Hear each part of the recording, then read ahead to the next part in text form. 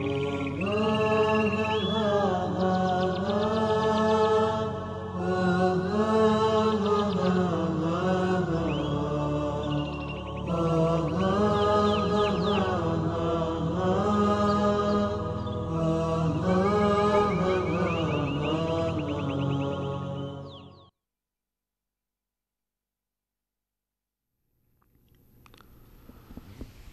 نام الله، مهرورز مهرگستر. بهترین ستایش ها از آن الله است، پروردگار جهانیان، بخشنده مهربان، مالک روز جزا. بار الها، تنها تو را می پرستیم و تنها از تو یاری می جوییم. پس ما را به راه راست هدایت فرما، راه آنان که به ایشان نعمت داده ای و نه راه کسانی که بر آنان خشم گرفته ای و نه راه گمراهان. آمین. بار الها بر محمد و آل محمد درود فرست، آنگونه که بر ابراهیم و آل ابراهیم درود فرستادی، و بر محمد و آل محمد برکت عنایت فرما، آنگونه که بر ابراهیم و آل ابراهیم برکت عنایت فرمودی. با سلام خدمت همه شما بینندگان عزیز و ارجمند. الله را شاکریم که یک بار دیگر این فرصت رو در اختیار ما قرار داد تا در خدمت شما خوبان و مهربانان باشیم با یکی دیگر از برنامه‌های بانوان عصر پیامبر. همچنان با بررسی زندگی گوهربار سومین همسر رسول الله صلی الله علیه و سلم، عایشه صدیقه، با شما همراهیم. در این مسیر قدم میزنیم و بررسی میکنیم و در حد توان خودمون داریم استفاده میکنیم از گلستان خانه رسول صلی الله علیه و سلم، از فضای معطری که رسول الله صلی الله علیه و سلم و همسرانشون به وجود آورده بودند تا امت درس بگیرن، تا امت یاد بگیرن که چگونه زندگی کنن با همسران خودشون و چگونه بندگان خوبی باشن برای الله متعال. عایشه صدیقه، دختر صدیق اکبر، بزرگ مرد قریش بعد از رسول صلی الله علیه و سلم، در شوال سال دوم هجرت به عقد رسول الله صلی الله علیه و سلم در آمد و این افتخار نصیبش شد تا لقب بگیره به ام المؤمنین، تا ملقب بشه به مادر مؤمنان. و ابوبکر صدیق که قبل از اون هم دختر خود رو بسیار دوست داشت، از امروز اهتمام و توجه ویژه‌ای داره به این دختر، چرا که این دختر امروز مادر مؤمنانه، چرا که امروز این دختر همسر رسول الله صلی الله علیه و سلمه. مادرمان در شوال سال دوم به خانه رسول صلی الله علیه و سلم رفتن و ازدواج کردند. نکته‌ای که قابل ملاحظه است و باید توجه بکنیم ما و شما بینندگان عزیز اینه که متاسفانه در بعضی از مناطق ما مشاهده میشه که یک بدعت نادرست و یک رسم نادرست، یک افسانه خرافی در بعضی از مناطق ما متاسفانه رواج پیدا کرده و اون این که میگن بین فاصله دو عید، یعنی عید فطر و عید قربان، ازدواج کردن شکون نداره و بسیار زشته و نامناسبه. و این عده فکر میکنن که اگر کسی در بین فاصله عید فطر، یعنی آخر رمضان، ماه شوال، ماه ذوالقعده و 10 روز اول ذوالحجه تا عید قربان،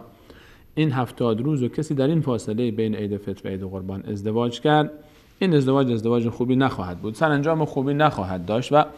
این دو زوج خوشبخت نخواهند شد. در حالی که اگر در طول تاریخ بشر مقایسه بکنیم، خوشبخت‌تر از زوج محمد مصطفی صلی الله علیه و سلم و عایشه صدیقه آیا زوج دیگری پیدا می‌کنید مگر باز در خانه خود رسول صلی الله علیه و سلم بوده باشه همچین زوجی؟ آیا ازدواجی موفق‌تر از این ازدواج یافت میشه در طول تاریخ بشر؟ واقعا جای تعجبه که ما به خاطر دوری از سنت رسول صلی الله علیه و سلم و زندگی گوهربار ایشون به چه خرافات و چه بدعت‌ها و رسوم نادرستی کشیده میشیم. جا داره که واقعا تلاش بکنیم در راه از بین بردن این باورهای نادرست و این خرافات و این بدعت‌ها و چه خوبه که کسانی پیشگام بشن که از لحاظ موقعیت اجتماعی در جامعه حرف اونها خریدار داره و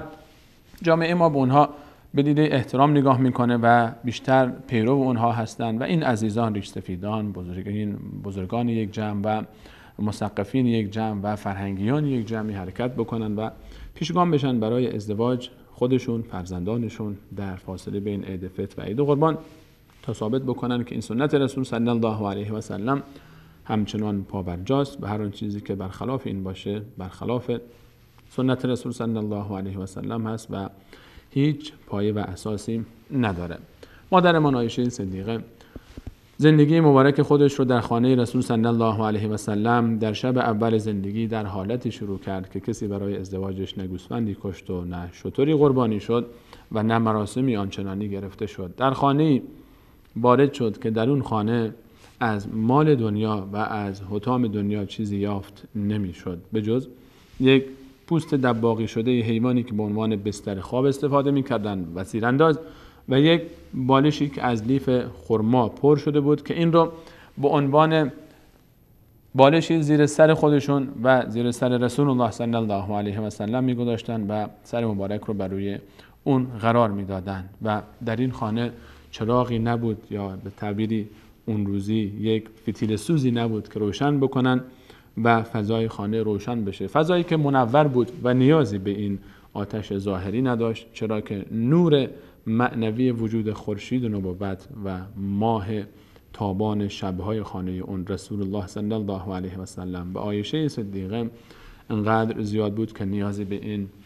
آتش‌ها هم نداشتن. در این خانه بنا به فرموده خود مادرمان 3 هلال ماه چیزی معادل 45 روز میگذشت، اما در این خانه آتشی روشن نمیشد به خاطر اینکه غذای پخته بشه نبود تا آتشی روشن بشه، چیزی نبود که برای پخت و پز از آتشی استفاده بکنن مگر مقداری خرما و آب و یا اینکه مادر فرمود همسایه هایی که رسول صلی الله علیه و سلم داشتن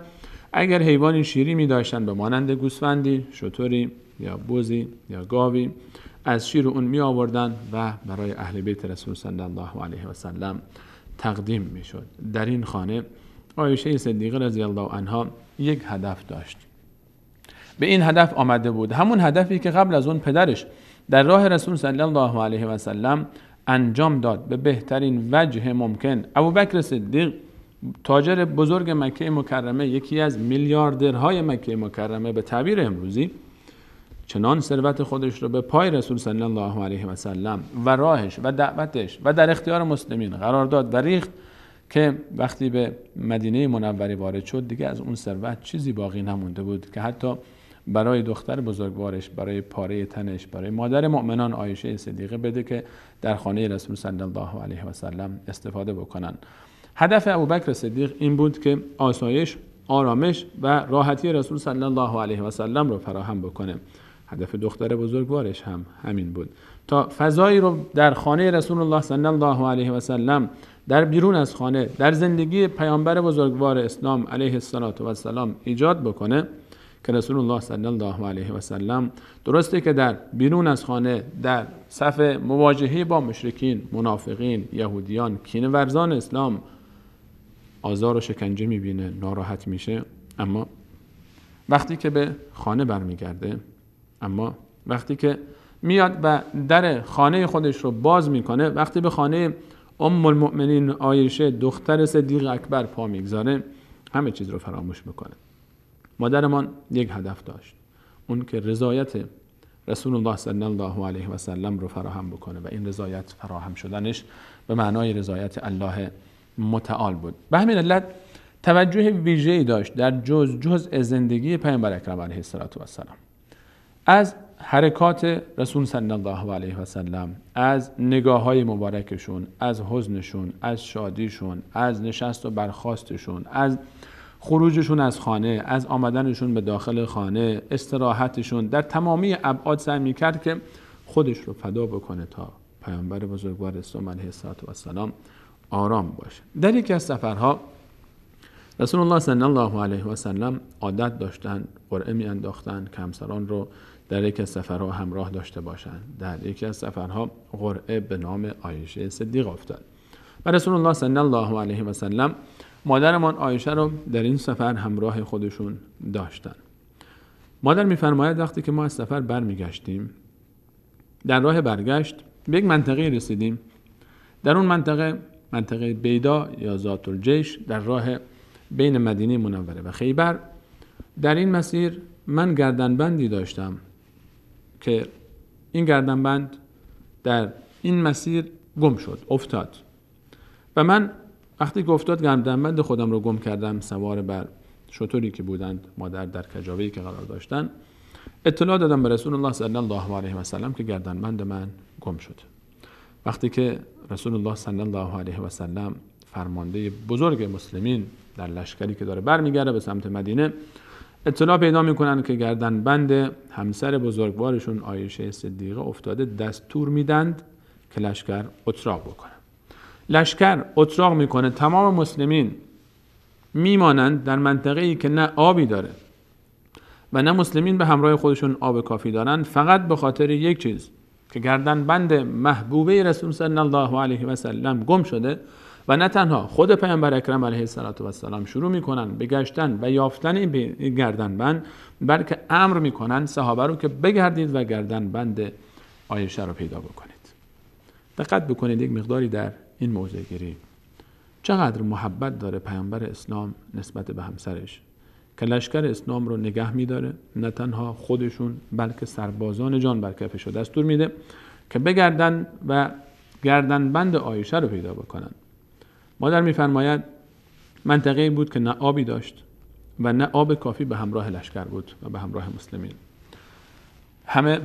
اتراق کردند، صحابه یک عده‌ای گله‌مند شدند به پدر عایشه.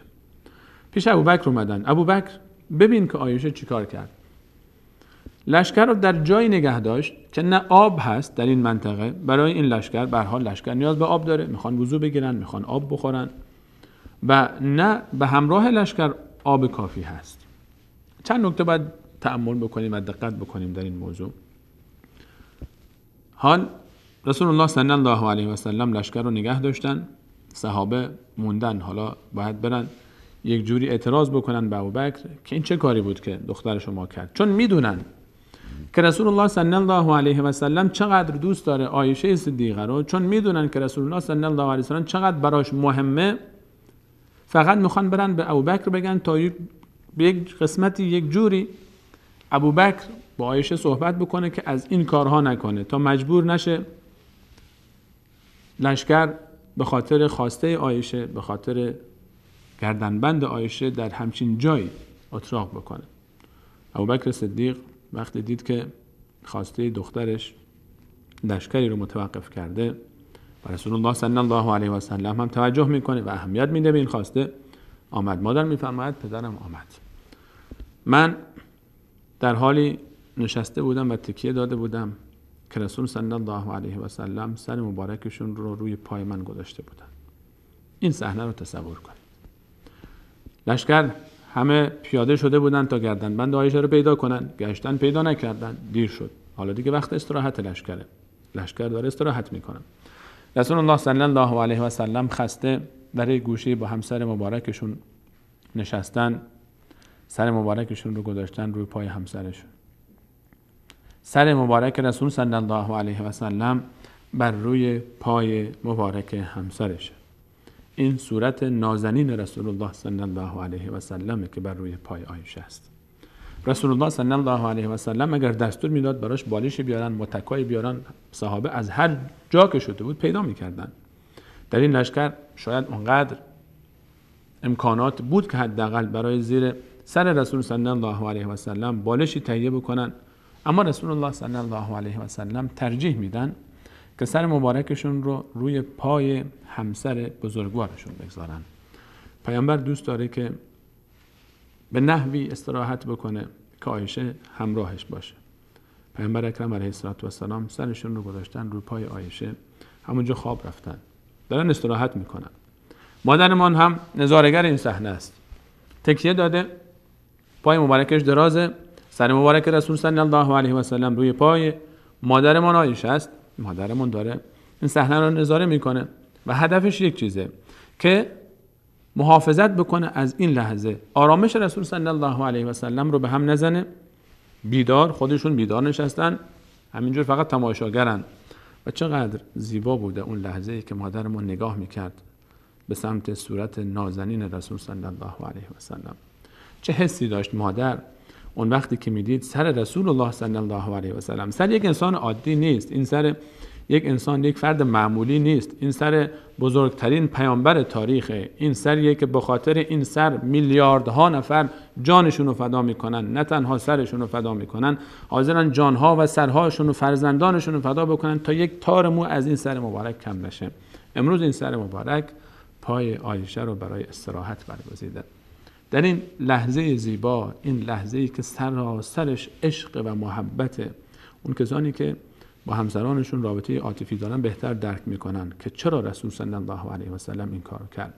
و چه محبتی داشت رسول الله صلی الله علیه و سلم وقتی که این لحظه رو، این مکان رو انتخاب کرد برای استراحت خودش. ابوبکر وارد شد، مادر میفهمد ابوبکر وارد شد، پدرم آمد و من در این حالت بودم، سر مبارک رسول صلی الله علیه و سلم روی پای من بود، آمد نشست و گفت تو چی کار کردی؟ نمیدونی چی کار کردی؟ لشکر رو در جای نگه داشتی که نه آبی هست و نه لشکر آب کافی به همراه خودش داره، به خاطر گردنبند خودت. و گفت و گفت و گفت. مادر میفرماید و هر چی خواست من گفت. ابوبکر صدیق هم ناراحت بود از اینکه چرا این اتفاق افتاده، چون به هر حال این لشکر نیاز به آب داشت، این لشکر میخواست نماز بخونه، آبی نبود برای وضو گرفتن و آیه تیمم هم هنوز نازل نشده بود، هنوز به مسلمانان اجازه تیمم داده نشده بود. و مادر میفرماید بعد از اینکه صحبت‌های پدرم تمام شد، ناراحت بود، عصبانی بود هنوز از این موضع‌گیری من. با این انگشت خودش به پهلوی من میزد، هی با انگشت خودش به پهلوی من میزد، محکم این کارو کردی، این کارو کردی، این کارو کردی، چرا این کارو کردی، چرا این کارو کردی. و مادر میفرماید من درد میکشیدم، وقتی میزد به پهلوی من درد میکشیدم، اما تنها چیزی که برام مهم بود در این صحنه این بود که من تحمل بکنم، حرف نزنم، تکون نخورم تا رسول الله صلی الله علیه و سلم بیدار نشه، تا آرامش پیامبر اکرم علیه السلام به هم نخوره. این اخلاق رو، این حرکت رو عایشه از پدرش یاد گرفته. همین پدری که الان اینجا نشسته، همین پدر در غار حرا همین صحنه رو تکرار کرد. همین پدر در غار ثور همین صحنه رو تکرار کرد. اون لحظه‌ای که در شب هجرت رسول الله صلی الله علیه و سلم و ابوبکر دو نفر تنها در غار ثور 3 شبانه روز رو گذروندن، رسول الله صلی الله علیه و سلم سر مبارکش رو روی پای پدر همین دختری که الان سر رو روی پای اون گذاشته بود. رسول الله صلی الله علیه و سلم همین سر مبارک رو روی پای ابوبکر گذاشته بود. اون لحظه، همین لحظه، همین صحنه رو که الان عایشه صدیقه، موقعیت رو که عایشه صدیقه داره، همین جایگاهی رو که عایشه صدیقه داره در برابر سر مبارک رسول صلی الله علیه و سلم، ابوبکر داشت در غار ثور. اونجا اتفاق دردناکتری بود. گزنده اومد پای ابوبکر صدیق رو نیش زد، اما ابوبکر صدیق چون نمیخواست پیامبر اکرم علیه السلام بیدار بشن، چون استراحت، آرامش و وجود نازنین پیامبر انقدر براش مهم بود که حاضر بود نیش اون حیوان گزنده رو تحمل بکنه، دردش رو تحمل بکنه، خودش رو محکم گرفته بود، تحمل میکرد، چنان که اشک‌های مبارکش وقتی جاری شد اشک ریخت روی صورت پیامبر اکرم علیه السلام، پیامبر بیدار شد. امروز عایشه هم از پدرش یاد گرفته. عایشه دختر همین مرده، همین فداکاره. رسول الله صلی الله علیه و سلم در استراحتاً عایشه صدیقه تحمل کرد، هیچی نگفت. مادر میفرماید من هیچی نگفتم و تحمل کردم تا اینکه پدرم رفت. صبح شد. رسول الله صلی الله علیه و سلم شب رو تا صبح بر روی پای مادرمان عایشه استراحت کردند، سر مبارکشون رو گذاشتن و استراحت کردند. صبح لشکر نیاز به آب داشتن، برای نماز صبح بیدار شده بودند و آبی نبود. و سید ابن حضیر میفرماید در اون زمان، در اون لحظه آیه تیمم نازل شد. الله تعالی دستور داد مسلمان ها تیمم بکنن، اجازه داده شد به اونها در جایی که آب نیست تیمم بکنن با خاکی که هست، خاک تمیز، و یک آسانی، یک حکم بسیار آسان، یک نعمت بزرگ به امت داده شد تا از سختی اونها رو نجات بده، تا از مشکلات اونها رو نجات بده. جایی که آب ندارن کار اونها رو آسون بکنه. سید ابن حضیر میفرماید وقتی این آیه نازل شد رفتیم پیش ابوبکر و گفتیم که این اولین برکت شما برای این امت نبود. این هم یکی از برکات خاندان ابوبکر صدیق به امت اسلامی بود و به خاطر گردنبند عایشه صدیقه لشکر توقف کرد و به خاطر این توقف یک نعمت بزرگ داده شد به امت و اون هم تیمم بود. این یک نمونه از دقت و توجه مادرمان عایشه صدیقه نسبت به رسول الله صلی الله علیه و سلم بود که حتی در خارج از خانه هم سعی می‌کرد که فضا و بستری رو فراهم بکنه که رسول الله صلی الله علیه و سلم آرام باشند و رسول الله صلی الله علیه و سلم استفاده بکنن از امکاناتی که در اختیارشون هست و ذهن و هم و غم مبارک فقط دعوت و دین باشه. بعد از میان برنامه انشاءالله باز چند نمونه از این روایت ها رو با هم بررسی میکنیم تا نسبت به برخورد مادرمان عایشه و نسبت به توجه و اهتمام ویژه ایشون در زندگی درباره رسول صلی الله علیه و سلم بیشتر آشنا بشیم. با ما باشید. شان أم المؤمنين وشاني هدي المحب لها وضل الشاني إني أقول مبينا عن فضلها ومترجما عن قولها بلساني ما شان أم المؤمنين وشاني هدي المحب لها وضل الشاني إني أقول مبينا عن فضلها ومترجما عن قولها بلساني يا مبغضي لا تأتي قبر محمد فالبيت بيتي والمكان مكاني إني خصصت على نساء محمد بصفات بر تحتهن معاني وسبقتهن إلى الفضائل كلها فالسبق سبقي والعنان عناني مرض النبي ومات بين ترائبي فاليوم يومي والزمان زماني زوجي رسول الله لم أر غيره الله زوجني به وحباني وأتاه جبريل الأمين بصورتي فأحبني المختار حين رآني أنا بكره العذراء عندي سره وضجيعه في منزلي قمراني وتكلم الله العظيم بحجتي وبراءتي في محكم القرآن والله خافرني وعظم حرمتي وعلى لسان نبيه براني والله في القرآن قد لعن الذي بعد البراءة بالقبيح رماني ويل لعبد خان آل محمد بعداوة الأزواج والأختان طوبى لمن والى جماعة صحبه ويكون من أحبابه الحسنان جمع الإله المسلمين على أبي واستبدلوا من خوفهم بأماني وإذا أراد الله نصرة عبده من ذا يطيق له على خذلاني من حبني فليجتاني صل أمهات المؤمنين ولا تحد عنا فتسلب حلة الإيمان إني لصادقة المقال كريمة إي والذي ذلت له الثقلان. خذها إليك فإنما هي روضة محفوفة بالروح والريحان.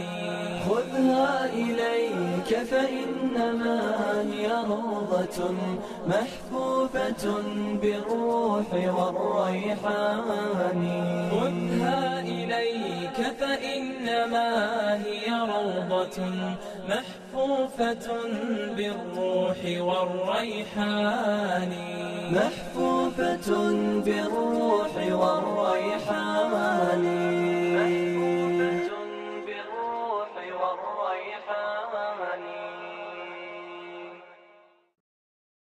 با عرض سلام مجدد خدمت همه شما بینندگان عزیز و ارجمند. مادرمان عایشه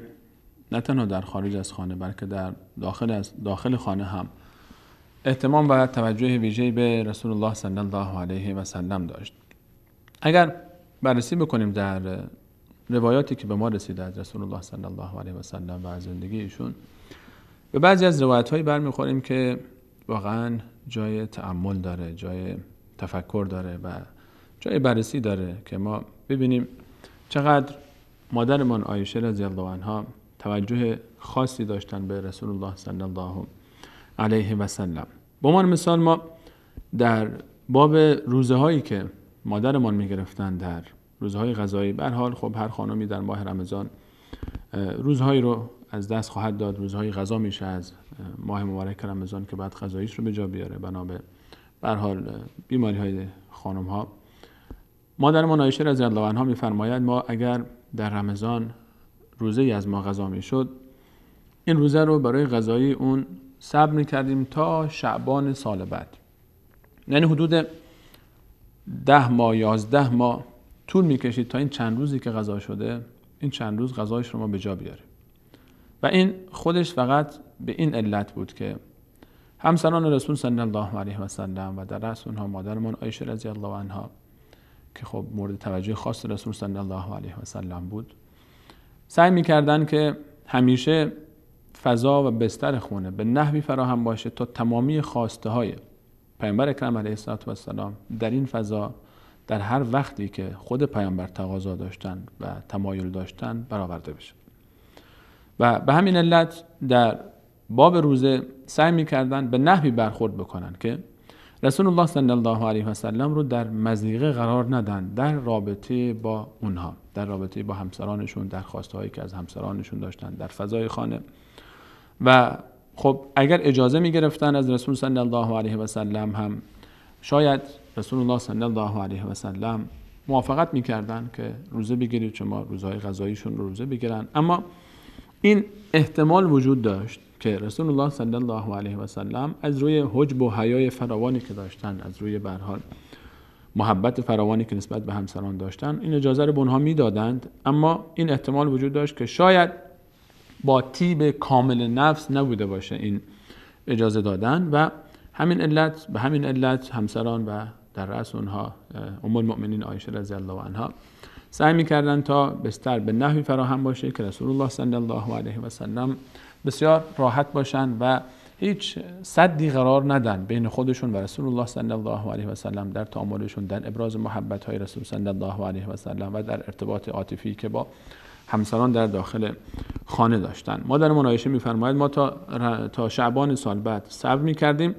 و چرا که در شعبان رسول الله صلی الله علیه و سلم روزه هایی که میگرفتن انقدر زیاد بود، رسول الله صلی الله علیه و سلم روزه میگرفتن، اکثر ماه شعبان رو روزه میگرفتن و فرصتی برای ما ایجاد میشد تا ما هم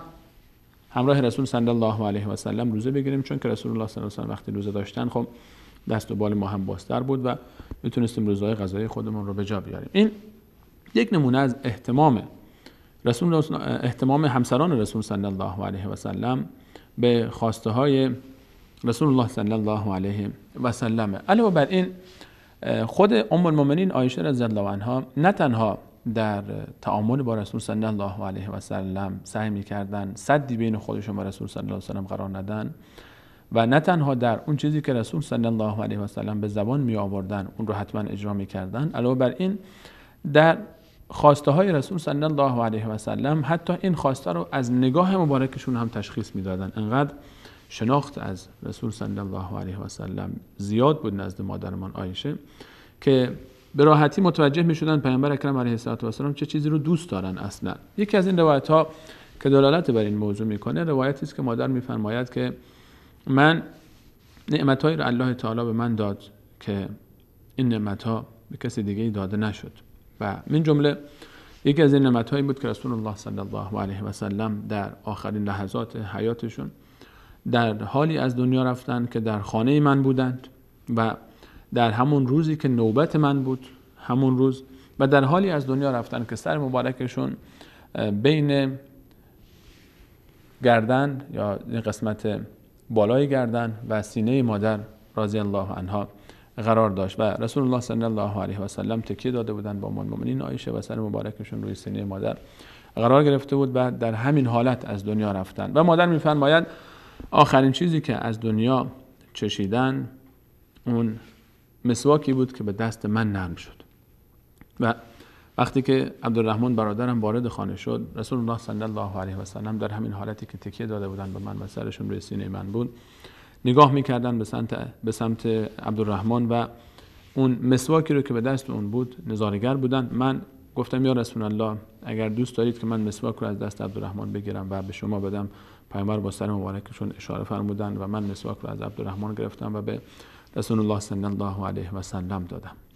و مسواک‌های چوبی رو که خب عزیزانی که دیدن مسواک‌های چوبی یک حالت چوبی داره که نیاز هست اون قسمت سر مسواک رو انسان با دندان خودش نرم بکنه که راحت‌تر بشه با اون مسواک زد. خب مسواک‌های اون دور زمان هم همین مسواک‌ها بود که استفاده می‌شد. مادر می‌فرماید وقتی رسول الله صلی الله علیه و سلم مسواک رو گرفتن و شروع کردن به مسواک زدن دهان مبارکشون، مقداری احساس کردم که این مسواک سفت هست و سخت هست و نیاز به نرم کردن داره و من عرض کردم یا رسول الله آیا اجازه می‌فرمایید من مسواک رو براتون نرم بکنم؟ فرمودن با سر مبارک بله، یعنی اشاره کردن با سر مبارکشون و من این مسواک رو از ایشون گرفتم و در دهان خودم گذاشتم و نرمش کردم و با آب دهان خودم نرمش کردم و بعد دادم رسول الله صلی الله علیه و سلم از اون مسواک استفاده کردن و من مادر می‌فرمایند که ندیده بودم تا به حال چون این مسواکی بزنن پیامبر اکرم علیه السلام با این دقت و مقداری مسواک زدن و آخرین کاری بود که در عمر مبارک انجام شد و بعد از اون هم گفتند که بر رفیق الاعلی در روایت فی رفیق الاعلی فی رفیق الاعلی 3 بار این جمله رو تکرار کردن و اشاره می‌کردن به آسمان و در همین حالت از دنیا رفتن و این روایت دلالت داره بر اینی که مادر چقدر مهم بود براش و چقدر اهمیت میداد حتی به خواسته های رسول صلی الله علیه و سلم با نگاه مبارکشون با تمایل رسول صلی الله علیه و سلم و چقدر آشنا بود با این خواسته ها و به مجرد این که رسول الله صلی الله علیه و سلم اشاره کردن و چشمشون افتاد به اون مسواکی که به دست عبدالرحمن بود که اونجا ایستاده بود برادر حضرت عایشه رضی الله عنهما، وقتی که مسواک رو دیدن از ایشون گرفتن و نرم کردن و با دهان مبارکشون با آب دهان مبارک و با آب دهان مبارک رسول صلی الله علیه و سلم آمیخته شد در آخرین لحظات. نفس‌های رسول صلی الله علیه و سلم با نفس‌های مادر آمیخته بود در آخرین لحظات و خب در خانه مادر بودن رسول الله صلی الله علیه و سلم و در آغوش مادر بودن در آخرین لحظه رسول الله صلی الله علیه و سلم. واقعا جای تأمل داره اگر انسان به انصاف نگاه بکنه به این جریان و بدون از کینه و بغض و بدون قضاوت قبلی. هر انسان عاقلی وقتی که این جملات و این داستانها گفته میشه به اون جز محبت، جز عشق، جز صداقت، جز رابطه‌ای سرشار از ایمان و سرشار از دوستی، چه چیزی دیگه رو میتونه انسان برداشت بکنه از این جملات، از این حالتها؟ وقتی که پیامبر اکرم علیه السلام در هنگام استراحت سر مبارکشون روی پای مادر میگذارن، وقتی که در آخرین لحظات عمر مبارکشون که میدونن در حال رفتن هستن خانه عایشه رو انتخاب میکنن برای